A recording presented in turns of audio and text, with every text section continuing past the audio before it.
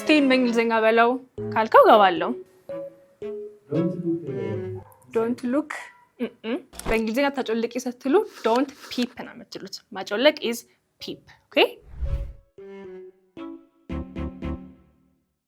ይሄ ደግሞ በጎሪጥ ማይት ወይም ነው ፈተና ላይ ስንኮርጅ እንዲያለ የምናያት ነገር it's called peek okay so like አትኮርጂ ወይም ደግሞ እንደዚህ በጎሪጥ አቲ ስትሉ you can say don't peek ማለት ትችላላችሁ ማለት ነው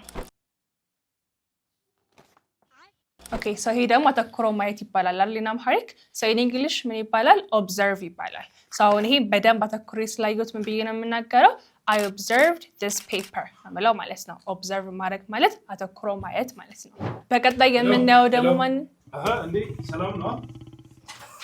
ምን ትሉታላችሁ እኔ ሰውዬ okay so አሁን ያየሁት እንዴት ነው like በቁጣ አይን ነው ያየሁት አይደለ so በቁጣ አይን ማየት ደግሞ in english ምን ይባላል it's called glare okay so እሱን በቁጣ አይን አየሁትኝ ስል I glared at him ነው ማለት ነው